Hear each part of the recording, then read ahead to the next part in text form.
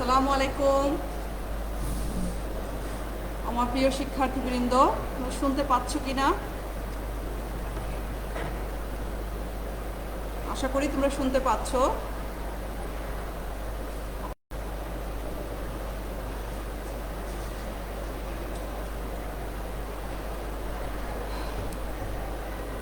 English ডিপার্টমেন্টে যারা ভর্তি হয়েছে তাদের সবাইকে অনেক অনেক স্বাগতম, অনেক অনেক শুভেচ্ছা। আমাদের দুর্ভাগ্য আসলে যে প্রথম দিনগুলোতে আমরা আমাদের ছাত্রছাত্রীদের বরণ করে নিই। সেই বরণটা আসলে অনেক আনুষ্ঠানিকতা থাকে না হয়তো সেই বরণ করার মধ্যে, কিন্তু অনেক বেশি আন্তরিকতা থাকে, অনেক বেশি আপন করে নেওয়ার মতো একটা পরিবেশ আমরা আসলে তৈরি করে নিই, যেন আমাদের ছাত্রছাত্রীগুলো ইউনিভার্সিটি জীবনের শুরুটা তাদের আনন্দময় হয়, যেন পড়াশোনার চাপে জীবন তাদের যান্ত্রিক হয়ে না যায়। কিন্তু আসলে আমাদেরই দুর্ভাগ্য, আমরা ওই রকম সিচুয়েশনের মধ্যে এখনও যেতে পারিনি। তোমাদের ইউনিভার্সিটি লাইফের শুরুটা আসলে মেকানিক্যাল হচ্ছে। এই যে মেকানিক্যাল লাইফ দিয়ে শুরুটা, এটা আসলে আমরা কেউই চাইনি। এটা আমাদের দুর্ভাগ্যই বলা যেতে পারে, আমাদের কিছু করার নাই। জীবনে কখনো কখনো কিছু কিছু মুহূর্ত আসে যে আমাদের আসলে তেমন কিছু করার থাকে না, তো আমাদের এই সিচুয়েশনটা হচ্ছে সেই রকম একটা হেল্পলেস সিচুয়েশন। কোনো একটা উপায় তোমাদের সাথে আমাদের কমিউনিকেট করতে হবে, এবং সেই কমিউনিকেট করার জন্যে আমাদের আসলে এই ফেসবুক লাইভে আসা, যেন তোমরা আমাদের টাচে থাকো, যেন তোমরা বুঝতে পারো যে আমাদের টিচাররা আমাদের পাশে আছে। আমি হচ্ছি বদরুন্নেসা জামান। আমাদের ইংলিশ ডিপার্টমেন্টের আমরা 6 জন টিচার আছি। আমার ধারণা যে অলরেডি তোমরা ইংলিশ ডিপার্টমেন্টের 3 থেকে 4 জন টিচারের সাথে তোমরা অলরেডি মিট করেছো। আমি Badrunnesa Zaman, assistant professor of English department. আমি তোমাদেরকে স্বাগত জানাচ্ছি আমার ইন্ট্রোডাকশন টু প্রোজ ক্লাসে। অলরেডি আমার আগের টিচাররা নিশ্চয়ই তোমাদের সিলেবাস সম্পর্কে ধারণা দিয়েছে, তোমরা সিলেবাস সম্পর্কে অলরেডি অনেক কিছু জেনেছো, এবং আমাদের ইন্ট্রোডাকশন টু প্রোজ হচ্ছে আসলে আমাদের অন্যতম একটা ইম্পর্টেন্ট কোর্স। এটার দুটো ভাগ, একটা হচ্ছে নন ফিকশন আর একটা হচ্ছে ফিকশন। এই যে ফিকশন পার্ট, সেটাই আমি ইন্ট্রোডিউস করতে যাচ্ছি। আসলে ফিকশন মানে কি? আসলে ফিকশন হচ্ছে শর্ট স্টোরি। তোমরা যে তোমাদের এইচএসসির যে সিলেবাস, সেই সিলেবাসে তোমাদের শর্ট স্টোরি ছিল, কিন্তু যদিও এটা অনেক বেশি নন ফিকশন বেসড সিলেবাস, তারপরেও তোমাদের ফিকশন ছিল এইচএসসিতে। সেটা হচ্ছে কোনটা? তোমাদের ছিল দ্য লাঞ্চন, তারপরে তোমাদের ছিল ফটোগ্রাফ, তারপরে হচ্ছে the man on the bridge. এইগুলো ছিল আমাদের fiction part of HSC level. এই ফিকশনের বাংলা কি? আসলে ফিকশনের বাংলা হচ্ছে ছোট গল্প। ছোট গল্প কি? ছোট গল্প হচ্ছে এমন একটা জিনিস যেটা আসলে শেষ হয়েও শেষ হয় না। Surprise ending, sudden ending, abrupt ending যেটা, সেটাই হচ্ছে শর্ট স্টোরি। যে স্টোরিটা শেষ হওয়ার পরে মনে হয় যে আরেকটু কিছু শুনি, আরেকটু কিছু তো হতে পারতো, এটা না হয়ে এন্ডিংটা তো এটা না হয়ে এটাও হতে পারতো, বা এটা আসলে ব্যাপারটা এরকম না, ব্যাপারটা হয়তো বা ওই রকম। আচ্ছা, অনেকে সালাম দিচ্ছ। হ্যাঁ, ওয়ালাইকুম আসসালাম। আর তোমাদের আসলে আমি যতটুকু দেখতে পাচ্ছি, হ্যাঁ, সিনথিয়া ইসলাম, উপমা, হ্যাঁ, ওয়ালাইকুম আসসালাম সিনথিয়া ইসলাম। সাবাহ আদিতি, ওয়ালাইকুম আসসালাম। ইনশাল্লাহ আমরা সরাসরি মিট করব। আমাদের এই ছাত্রছাত্রীরা আগামী 4 বছর আমাদের সাথে থাকবে, তারা আমাদের পরিবারের মতোই। কাজে তাদের পরিবারের এই পরিবারের প্রত্যেকে ভালো থাকুক, সুস্থ থাকুক, এটা কিন্তু আমাদের আসলে চাওয়া, এবং সুস্থভাবে তারা সবাই ক্লাসগুলো করুক। খাদিজা নাইম, ওয়ালাইকুম আসসালাম। আর তো যেটা বলছিলাম যে আমরা তো আসলে শর্ট স্টোরিতে যেটা হয় যে সাসপেন্স থাকবে অনেক বেশি। শর্ট স্টোরিতে থাকবে ক্যারেক্টারাইজেশন কম, চরিত্র কম, অনেক বেশি চরিত্রের সমাবেশ শর্ট স্টোরিতে ঘটে না, অল্প কিছু চরিত্র, 2 থেকে 3টা চরিত্র থাকে। তো এই 2 থেকে 3টা চরিত্রই কিন্তু পুরো জিনিসটাকে ঘিরে রাখে, এবং এটাই হচ্ছে শর্ট স্টোরির যে মূল কিছু বৈশিষ্ট্য আছে সেটার মধ্যে অন্যতম, যেটা হচ্ছে সাডেন স্টার্টিংটাও যেমন সাডেন হবে, এন্ডিংটাও হবে সাডেন, অ্যাব্রাপ্ট এন্ডিং যেটাকে বলি। সাসপেন্স থাকবে, ড্রামা থাকবে, এবং এটার কি থাকবে, ইমোশন থাকবে। এটা যে ইমোশন থাকবে, যে ইমোটিভ ল্যাঙ্গুয়েজ যেটা থাকবে, সেটা যেন রিডারকে টাচ করে যায়, তাহলেই সেটা একটা সফল শর্ট স্টোরি হবে। আমাদের যে সিলেবাসটা আছে, ইন্ট্রোডাকশন টু প্রোজ যে বইয়ে যে আমাদের শর্ট স্টোরি আছে, 6টা শর্ট স্টোরি আছে, 6টা শর্ট স্টোরি, 6টাই কিন্তু আসলে প্রত্যেকটাই এক একটা মাস্টারপিস। প্রত্যেকটা স্টোরি এক একটা মাস্টারপিস বলছি এই কারণে যে প্রত্যেকটা রাইটিংই হচ্ছে, প্রত্যেকটা স্টোরি হচ্ছে রাইটারদের সেরা রাইটিং। যেসব রাইটারদের সিলেক্ট করা হয়েছে তাদেরকে বলা হচ্ছে ফাদার্স অফ শর্ট স্টোরি রাইটারের জনক তারা।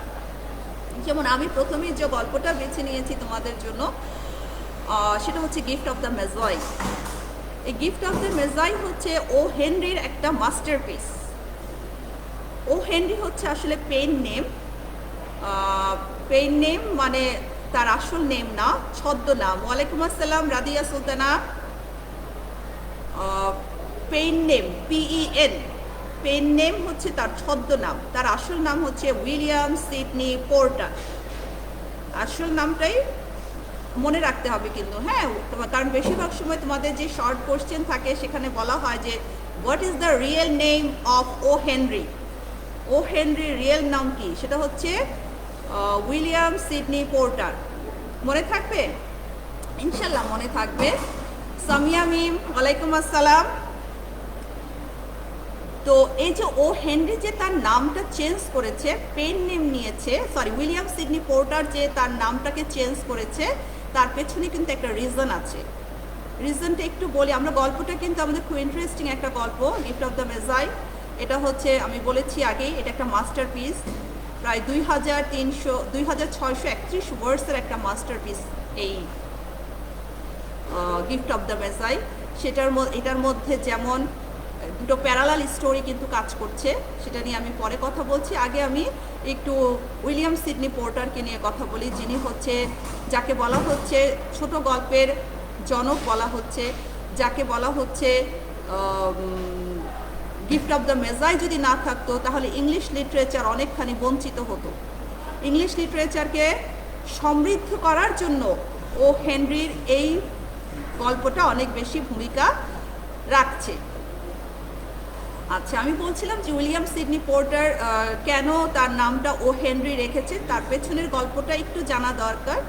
আসলে প্রোজ লিটারেচার কিন্তু অনেক বেশি হিস্ট্রি রিলেটেড।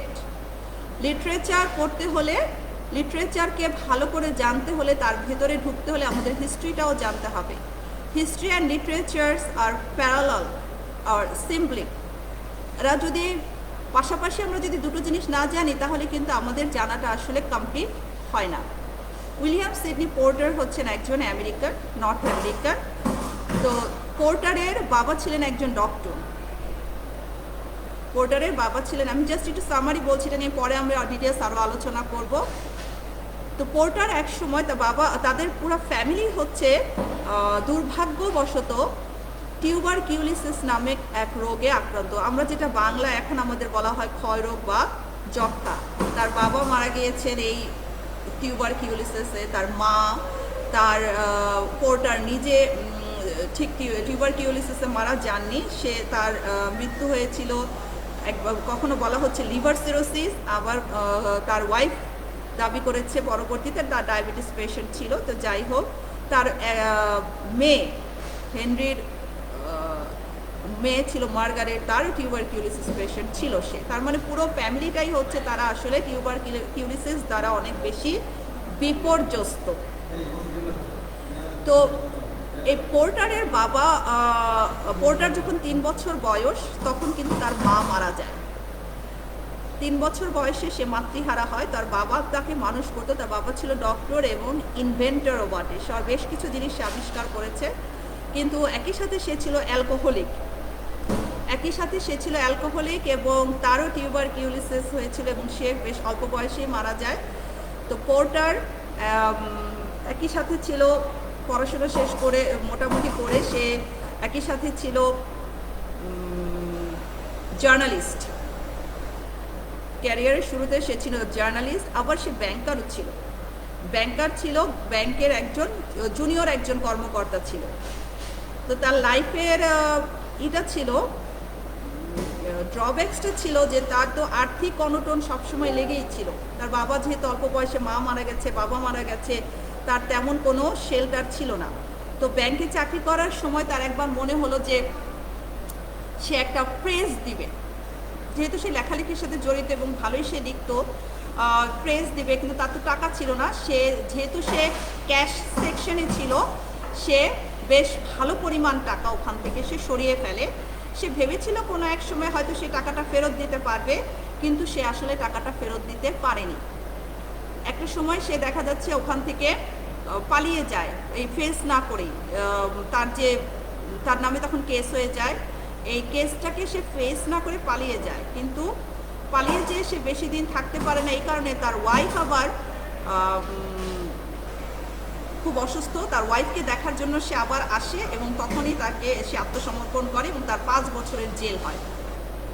এই জেলের যে সময়টা, সেই সময়টা তার আসলে সাহিত্য চর্চার উৎকৃষ্ট সময় ছিল এবং তার ভালো মানের গল্পগুলো সবই বেশিরভাগ লেখা হয়েছে এই জেলে থাকাকালীন সময়।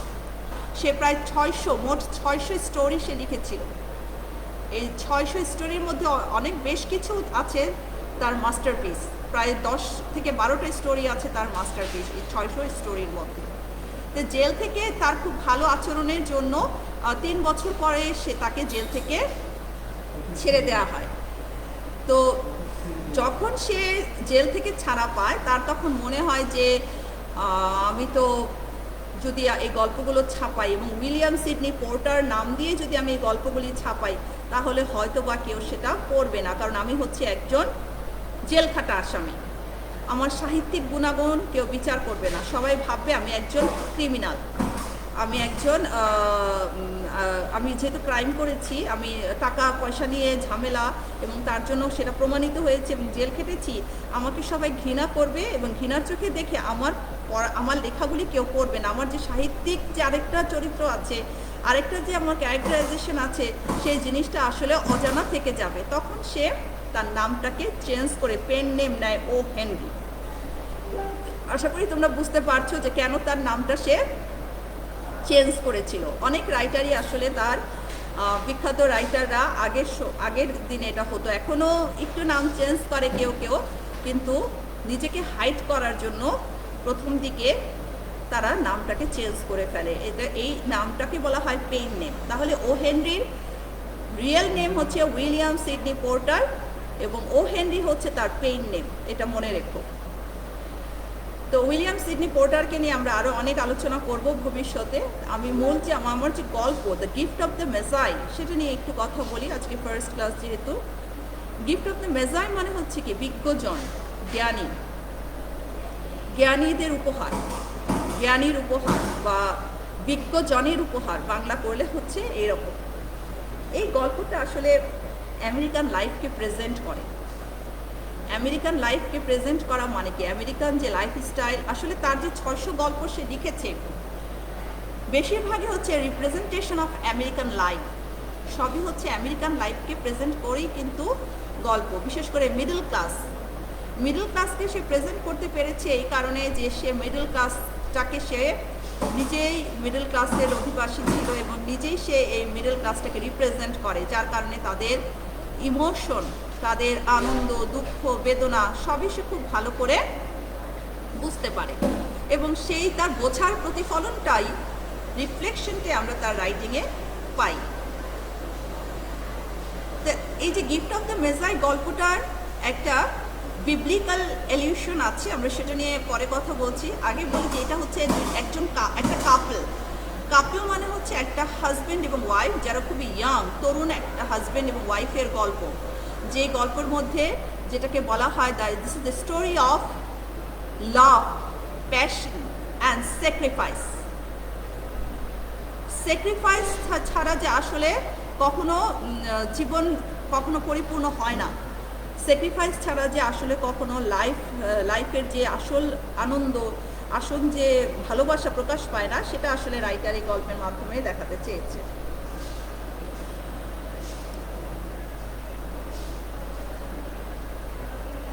তো কি বলছিলাম যে ইমতিয়াজ আহমেদ কায়েস এবং হ্যাঁ পরে এসে জয়েন করেছো, আসসালামু আলাইকুম। তো যেটা বলছিলাম যে এটা what's the gist, what's the theme of the story of Gift of the Messiah? It can be a question of this short story. একটা শর্ট স্টোরি এই কোশ্চেনটা হতে পারে যে থিম কি, এই শর্ট স্টোরির থিমটা কি। The theme of the story is love, passion, of true love, passion and sacrifice. এখানে দুটো ক্যারেক্টারকে আমরা পাই, মূল ক্যারেক্টার এখানে দুটো, একটা হচ্ছে জেমস ডিলিংহাম ইয়ং এবং তার ওয়াইফ ডেলা ডিলিংহাম ইয়ং, এবং আরেকটা মাইনর ক্যারেক্টার পাই, সে মাইনর ক্যারেক্টার হচ্ছে ম্যাডাম সাফরেনি। ম্যাডাম সাফরেনি এখানে কিছুটা ভূমিকা রাখে, তার কোনো তেমন একটা সিনারিওতে আমরা আসলে তাকে পাই, আর পুরো গল্পটাই আসলে জিম এবং ডেলাকে কেন্দ্র করে। তারা খুবই ইয়াং কাপল। ইয়াং কাপল মানে হচ্ছে এখানে জিমের বয়সী 21, সেখানে ডেলার বয়স তো আরও কম, এবং তারা এমন একটা সময়কে রিপ্রেজেন্ট করছে যখন আমেরিকা ইন্ডাস্ট্রিয়াল রেভলিউশনের যুগে প্রবেশ করেছে। ইন্ডাস্ট্রিয়াল রেভলিউশনের যে সময়টা ছিল, সেই সময়টা ছিল তাদের জন্য একটা টর্মেন্টেড পিরিয়ড। তাদের নতুন অনেক কিছু তাদের লাইফে ঢুকছে, পুরনো অনেক কিছু তাদেরকে বাদ দিতে হচ্ছে। সেই লাইফের সেই শ্যাটারিং যে পিরিয়ডটা ছিল, সেই শ্যাটারিং পিরিয়ডে আসলে কিভাবে মিডল ক্লাস ফেস করেছে, মিডল ক্লাসের যে ছোট ছোট আনন্দ, দুঃখ, বেদনাগুলো যে আসলে কেমন ছিল, সেটাই এই গল্পের মাধ্যমে উঠে এসছে।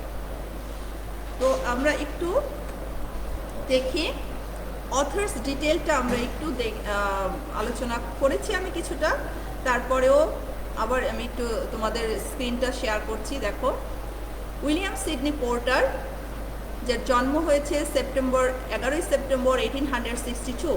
William Sydney porter, September 11, 1862 to June 5, 1910, better known by his pen name O. Henry, was an American short story writer. William Sydney porter, যে 1862 সালে জন্মগ্রহণ করেছে এবং 1910 সালে মারা গিয়েছে, তার মানে তার লাইফ স্প্যান খুবই শর্ট, খুব অল্প সময়ের জন্যই সে আসলে এই পৃথিবীতে এসেছিল। এবং দেখো এই এতটুকু সময়ের মধ্যে সে কত কিছু করেছে। সে খুব সে আনপ্যারালাল একজন রাইটার, শর্ট স্টোরি রাইটার। তারপরে হচ্ছে সে একজন জার্নালিস্ট, তারপরে সে একটা প্রেসের মালিকও ছিল, আবার সে একজন ব্যাংকার ছিল, আবার দেখা যাচ্ছে যখন নাকি নাট্য নির্দেশকও ছিল সে এক সময়। তার মানে তার যে এতটুকু শর্ট লাইফের মধ্যে তার নিজেকে ছড়িয়ে দেওয়ার অনেক বেশি ক্যাপাবিলিটি তার ছিল, সেই রকম ইউনিক একটা ক্যারেক্টারিস্টিক তার ছিল,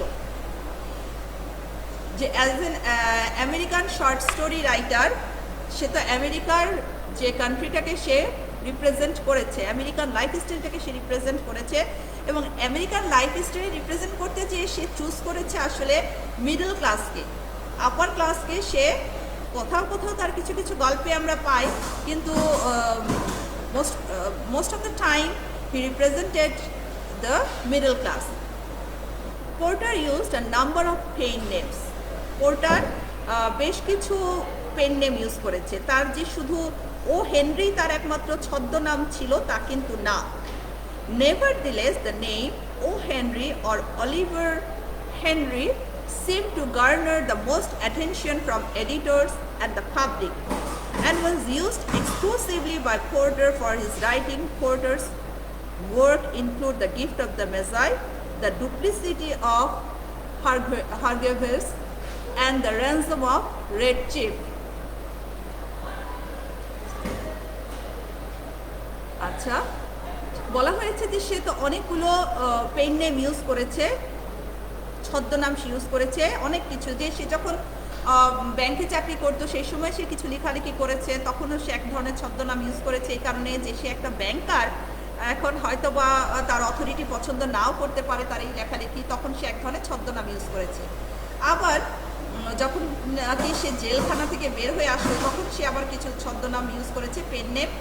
কিন্তু তার মধ্যে তার এই ও হেনরি এবং অলিভার হেনরি এগুলোই মোটামুটি বেশি আকর্ষণ, মানুষ অনেক বেশি আকর্ষিত হয়েছে এই দুটো নামের দ্বারা। এবং এডিটর্স এবং বিভিন্ন যে রিডার্সরা তারা আসলে এই নামেই তাকে তখন চিনত এবং তাকে মানুষ বর্ণনা করত ঠিক পোর্টারের যে বিভিন্ন কাজগুলো আছে, যেমন gift of the Magi, the writer of the gift of the Magi, the duplicity of Hargraves and the ransom of the red chief, অমুক রাইটিং দিয়ে তাকে আসলে ইন্ট্রোডিউস করতো। মানে স্রষ্টা যখন তার সৃষ্টিকে ছড়িয়ে যায় আর কি, স্রষ্টা যখন তার সৃষ্টিকে অনেক বেশি আপগ্রেডেড করে ফেলে তখন সৃষ্টির নামেই তাকে আসলে সবাই চেনে।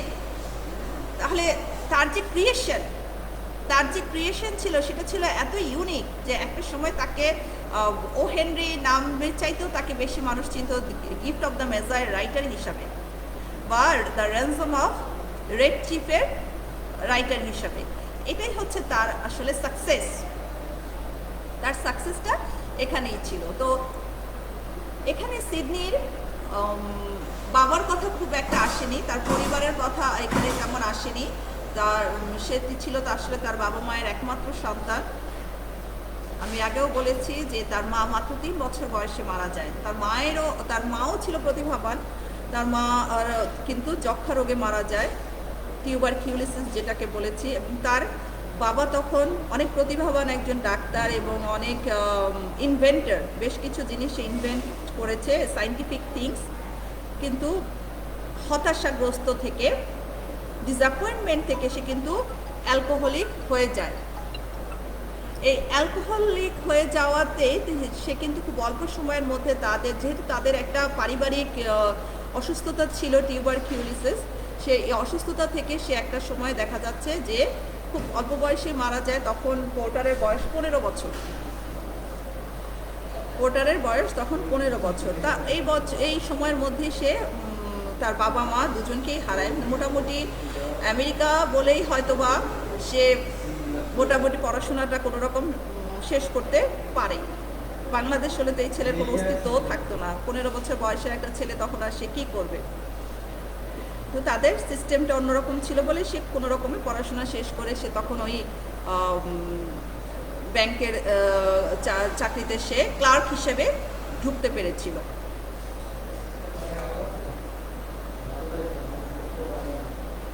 O. Henry's stories are known for their surprise endings and witty narration.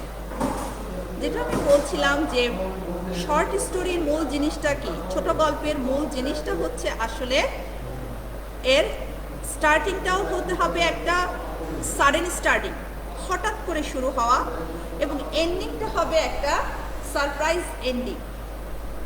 এবং এর যে ন্যারেশন, বর্ণনার মধ্যে থাকতে হবে উইটি বা হিউমার। বর্ণনার মধ্যে যদি আনন্দজনক বর্ণনা না থাকে সেই ছোট গল্প অনেক বেশি অ্যাট্রাকটিভ হয় না। এবং এটা মাস্টারপিস হওয়ার পিছনে মূল কারণই কিন্তু হচ্ছে অল্প কথায়, আমি আগেও বলেছি 2631টা ওয়ার্ডস ইউজ করা হয়েছে এই গল্পটা লিখতে যেয়ে। 2631টা ওয়ার্ডসের মধ্যে সে পুরো একটা পরিবারের চিত্র তুলে ধরেছে। ছোট একটা পরিবারের চিত্র, তাদের ইকোনমিক্যাল কন্ডিশন, তাদের যে মেন্টাল কন্ডিশন এবং তাদের স্ট্যাটাস, তাদের দুজনের ভালোবাসা, সমস্ত কিছু কিন্তু আমরা এই 2631টা শব্দের মধ্যে পেয়ে থাকি। এবং এন্ডিংটা ছিল খুবই সারপ্রাইজ, মানে আমাদের রিডারদের মনে হয় যে আরেকটু বড় হলে ভালো হতো, আরেকটু কিছু শুনতে পারলে হয়তো বা ভালো হতো, বা এন্ডিংটা যে এরকম হবে সেটা হয়তো আমরা চিন্তাই করি। তার যে ন্যারেশন, তার বর্ণনা বলার স্টাইল, গল্প বলার যে স্টাইল, সেটা ছিল খুব উইটি, হিউমারাস, বেশ কয়েক জায়গায় হাসির ফোড়া। তার যে বর্ণনা ছিল, সে বর্ণনার মধ্যে ছিল বেশ কিছু হাস্যরসাত্মক জিনিস ছিল। এটাকেই বলা হচ্ছে উইটি ন্যারেশন। এবং শর্ট স্টোরির মধ্যে যদি হাস্যরসাত্মক অথবা ইমোটিভ ল্যাঙ্গুয়েজ না থাকে, তাহলে সেটা কখনোই পারফেক্ট শর্ট স্টোরি হবে না। Porter also wrote poetry and non fiction. এই শর্ট স্টোরি ছাড়াও কিন্তু পোর্টার এই অল্প সময়ের মধ্যে বেশ কিছু কবিতাও লিখেছে, এবং তার কিন্তু বেশ কিছু নন ফিকশন রাইটিংও আছে। আমি বলেছি যে সে ছিল জার্নালিস্ট। জার্নালিস্ট হিসেবে তার বেশ কিছু নন ফিকশন বা বেশ কিছু আর্টিকেল কিন্তু তার আছে। সে আর্টিকেলগুলোর শিল্পমূল্যও কিন্তু কম না, সে আর্টিকেলগুলো কিন্তু সাহিত্যিক বিচারে বেশ অনেক উঁচু মানের article. In his day, he was called the American answer to Guy de Maupassant. তার সময়ে তাকে বলা হতো সে হচ্ছে মপাসা। মপাসা হচ্ছে ফরাসি রাইটার, ছোট গল্পের জনক বলা হয় তাকে। তো এই ছোট গল্পের যিনি জনক, সে হচ্ছে ফ্রেঞ্চ রাইটার। সে মপাসার অনুকরণে অনেকটা তার রাইটিং ছিল, এবং আমেরিকান পিপলরা হেনরির মধ্যে মপাসার রিফ্লেকশন দেখতে পেত। তাকে মনে করতো he is the American representative of মপাসা।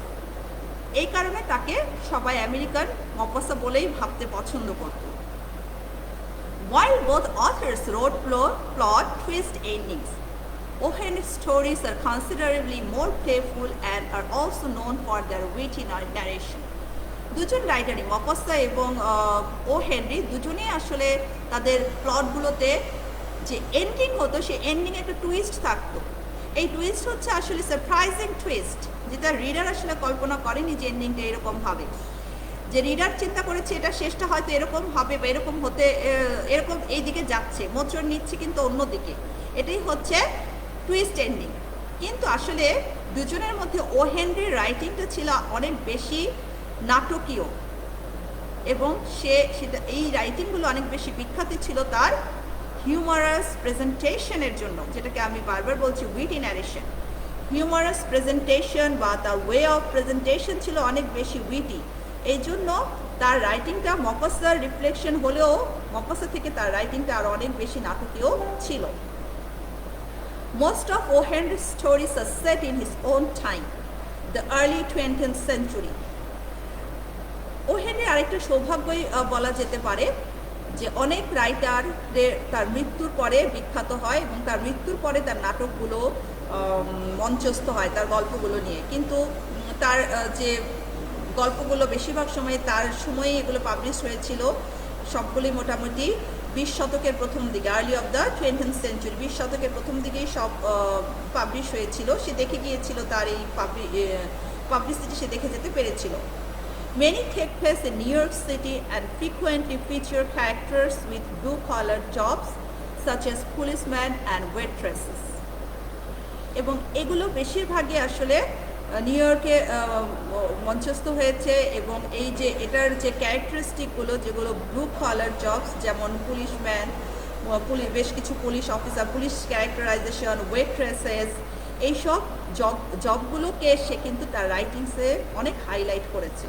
এসব ক্যারেক্টারিস্টিকগুলোর পজিটিভ সাইড, নেগেটিভ সাইড, এবং এদের যে ভেতরের যে মানবিকতা অথবা অমানবিকতা, সবই সে কিন্তু তার সময়ে সে তুলে ধরতে পেরেছে। দ্যাট মিনস হচ্ছে ওই সময় early 20th century new York সিটিতে সমাজ ব্যবস্থাটা কেমন ছিল, সোশ্যাল সার্কামস্ট্যান্সেস, সোশ্যাল বন্ডিংস, এবং সেই সময়ের যে সোশ্যাল সার্ভিস, পুলিশের যে সার্ভিসটা বা ওয়েট্রেসেসের যে সার্ভিসটা, সেটা আসলে সোশ্যাল সার্ভিস, সেটা আসলে কত উঁচু মানের ছিল, সেটা কিন্তু আমরা ও হেনরির অনেক রাইটিংয়ে পেয়ে থাকি।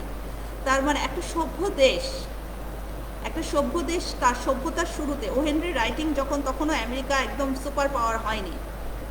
আমেরিকা সুপার পাওয়ার হওয়া শুরু করেছে, ইন্ডাস্ট্রিয়ালাইজেশন শুরু হয়েছে।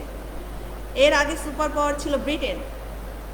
একটা একটা ফেজ যায়, এক একটা দেশের জন্য একটা ফেজ যায়। যেমন একটা সময়ে অটোম্যান সাম্রাজ্য ছিল সুপার পাওয়ার, সে অটোম্যান সাম্রাজ্য থেকে সুপার পাওয়ার চলে যাচ্ছে ব্রিটিশদের কাছে। ব্রিটিশদের কাছ থেকে সেই সুপার পাওয়ার যেটা, সেটা আমরা দেখি ব্রিটিশরা অনেক বছর সেই সুপার পাওয়ারটা ধরে রাখতে পেরেছে। তারপরে এখন আমেরিকা, কিন্তু আমেরিকার সুপার পাওয়ার কিন্তু এখন আর নেই। আমেরিকার কাছ থেকে সুপার পাওয়ার চলে যাচ্ছে, হাতছাড়া হয়ে যাচ্ছে, ডিগ্রেডেশন হচ্ছে তাদের। তো এই যে এখন কিন্তু আমরা একটা ট্রানজিশন পিরিয়ডে আছি, ক্ষমতার একটা ব্যালেন্স বা একটা ভারসাম্য হচ্ছে। এই পিরিয়ডটা হচ্ছে একটা ট্রানজিশন পিরিয়ড। করোনা এই ট্রানজিশন পিরিয়ডটাকে আরো অনেক বেশি এগিয়ে দিয়েছে হয়তোবা আমাদের এই মহামারী। তো ও হেনরি যখন সেই গল্পগুলো লিখেছিল তখন ছিল আসলে একটা ট্রানজিশন পিরিয়ড। সেই ট্রানজিশন পিরিয়ডটা ছিল এইরকম, ব্রিটিশদের কাছ থেকে ক্ষমতা চলে যাচ্ছে, ব্রিটিশদের সূর্য অস্ত যাচ্ছে, এবং সেই নতুন সূর্য উদয় হচ্ছে কোথায়? আমেরিকা। আমেরিকা সুপার পাওয়ার হচ্ছে তার ইন্ডাস্ট্রিয়ালাইজেশন দিয়ে, তার মেধা দিয়ে, তার অ্যাক্টিভিটি দিয়ে, তার কূট কৌশল দিয়ে। শুধু অ্যাক্টিভিটিস দিয়ে সুপার পাওয়ার হওয়া যাবে না, তার পিছনে কিছু কনস্পিরেসি থাকবে। সেই কনস্পিরেসি দিয়েই তারা যে উঠে আসছে, সেই ট্রানজিশন পিরিয়ডেই ও হেনরি রাইটিংগুলো আমরা আসলে পাই। এই জন্য এই নিউ ইয়র্ক সিটিতে সেই সমাজ ব্যবস্থা, সোশ্যাল অ্যাটমসফিয়ার, মানুষের মন মানসিকতা, স্যাটায়ার, তাদের প্রেজেন্টেশন, সমস্ত কিছু মোটামুটি মিডল ক্লাসটাকে সে তুলে ধরতে পেরেছে।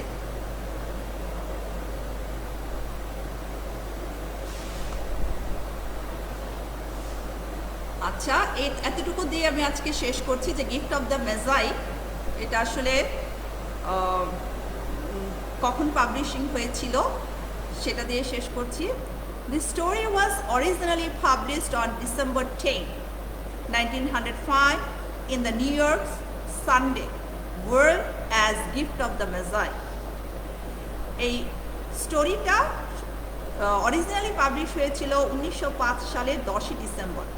এটা প্রকাশিত হয়েছিল দ্য নিউ ইয়র্ক সানডে, একটা নিউজ পেপারে। দ্য নিউ ইয়র্ক সানডেতে প্রকাশিত হয়েছিল, new York Sunday world, new York Sunday world নামক একটা নিউজ পেপারে প্রকাশিত হয়েছিল, যখন তার নাম ছিল গিফট অফ দ্য মেজাই।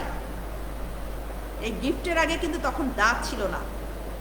প্রথম যখন প্রকাশিত হয়েছিল তখন গল্পটার নাম ছিল গিফটস অফ দ্য মেজাই। তারপরে আবার যখন it was subsequently published as the gift of the Magi in O Henry's 1906 short story collection the 4 million. আবার পরবর্তীতে যখন 1906 সালে তার যে শর্ট স্টোরি, ছোট গল্পের যে কালেকশন, ছোট গল্প সমগ্র যেটাকে বলে, তার নাম হচ্ছে ছোট গল্প সমগ্রটার নাম ছিল দ্য 4 মিলিয়ন। গল্প সমগ্রটার নাম ছিল দ্য 4 মিলিয়ন। সেখানে এই নামটা একটু চেঞ্জ করে দেওয়া হয়, নামটা চেঞ্জ করে তখন রাখা হয় দ্য গিফট অফ দ্য মেজাই। একটু দেখো চেঞ্জটা, ফার্স্ট এটা পাবলিশ হয়েছিল গিফটস অফ দ্য মেজাই নামে, পরবর্তীতে যখন নাকি গল্প সমগ্রতে এটা প্রকাশ হলো, গল্প সমগ্রটার নাম হচ্ছে 4 মিলিয়ন, তখন এটা প্রকাশিত হয়েছে দ্য গিফট অফ দ্য মেজাই নামে। ঠিক আছে, এবং 1 বছর পরে, বেশি ডিফারেন্সে না কিন্তু। 1905 সালে এটা প্রথম প্রকাশনা হয়েছিল এবং 1906 সালে এর দ্বিতীয় প্রকাশনা হয় 4 মিলিয়ন নামে গল্প সমগ্রতে। তো এই হচ্ছে আমরা জাস্ট গিফট অফ দ্য মেজাই বা বিজ্ঞজনের গল্পের জাস্ট নামটা এবং রাইটার সম্পর্কে আমরা আসলে আজকে জানলাম। গল্পটা বুঝতে হলে রাইটারকে তো বুঝতে হবে, গল্পের পেছনের মানুষটাকে বুঝতে হবে, তার ক্রিয়েটরকে বুঝতে হবে। ক্রিয়েটরকে যদি আমরা ঠিকমতো না বুঝতে পারি, তার রাইটিংটা আমাদের কাছে পুরোপুরি, আমরা ইমতিয়াজ লিখেছো চেঞ্জ করার রিজনটা কি ম্যাডাম? সেই রিজনটা তো আমি জানি না, কারণ সেই রিজনটা কোথাও দেয়া নেই। ও হেনরি বেঁচে থাকাকালীন, সে 1910 সালে মারা গিয়েছে, 1906 সালে সে বেঁচে থাকাকালীন সময় তার হয়তো বা মনে হয়েছে আমি এই গল্পটার নামটা আমার ঠিক হয়নি, হ্যাঁ এই গল্পটার নামটা আমি চেঞ্জ করে দিব। সে নিজেই নামটা চেঞ্জ করে দিয়েছে, এটা কোনো পাবলিশার চেঞ্জ করেনি, অন্য কেউ চেঞ্জ করেনি, সে নিজেই চেঞ্জ করেছে। কাজেই সে নিজেই হয়তো ভেবেছে নামটা ঠিক হয়নি। ওকে, তো যেখানে আমরা ছিলাম যে যে স্টোরিটা আমরা পড়ব, স্টোরিটা পড়ার আগে লিটারেচারের মূল জিনিস যেটা আমাকে রাইটার সম্পর্কে জানতে হবে, হিস্ট্রি জানতে হবে, কনসিকুয়েন্স জানতে হবে, সার্কামস্টেন্সেস জানতে হবে, আমাকে সোশ্যাল অ্যাটমসফিয়ারটা জানতে হবে যে কোন সময় আসলে গল্পটা লিখেছে, কোন রাইটারের কোন মানসিকতার এখানে রিফ্লেকশন হয়েছে, সেই জিনিসটা আমাদের বুঝতে হবে। এবং বোঝার জন্যই কিন্তু রাইটারকে বোঝা অনেক বেশি জরুরি। আমাদের এই গল্পটা অনেক ইউনিক একটা স্টোরি। ইউনিক মানে এই কারণে যে অনার্স পড়ে তুমি শেষ করে ফেলবে, হয়তো বা মাস্টার্স পড়ে একসময় স্টুডেন্ট লাইফ শেষ করে ফেলবে, কিন্তু এই গল্পটা তোমার মনে রয়ে যাবে। এই গল্পটা এত বেশি ইমোটিভ, এত বেশি সারপ্রাইজিং, এত বেশি সেন্সিটিভ একটা স্টোরি যে এই স্টোরিটা তোমার মনের মধ্যে থেকে যাবে। এই জন্য এই গল্পটা আমরা একটু সময় নিয়ে ধীরে সুস্থে ইনশাল্লাহ শেষ করব। প্রত্যেকটা পয়েন্ট যেন যে কোনো কোশ্চেন আসলেই যেন আমরা এখান থেকে দিতে পারি। তোমাদের তো এখন কোশ্চেন প্যাটার্নও একটু চেঞ্জ হয়েছে। এর আগের ইয়ারে 80 মার্কসের ছিল তোমাদের রাইটিং, এখন তো 100 মার্কস রাইটিং, তোমাদের ইন কোর্স নেই। কাজে তোমাদের কোশ্চেন এখন তোমাদের রাইটিং একটু বেশি, সেক্ষেত্রে তোমাদের রাইটিংয়ের প্যাটার্নটা ঠিক আসেনি। কোশ্চেনের কোথায় মার্কসটা বেড়েছে সেটা আমরা এখনও হাতে পাইনি, পেলে আবার তোমাদের সাথে এটা নিয়ে ডিসকাস করব। তো আজকের মতো এখানেই শেষ করছি। ইনশাল্লাহ নেক্সট দিন আমরা গিফট অফ দ্য মেজাই নিয়ে আমি আবার হাজির হব। ততদিন পর্যন্ত তোমরা ভালো থাকো, সুস্থ থাকো। আল্লাহ হাফেজ, আসসালামু আলাইকুম সবাইকে।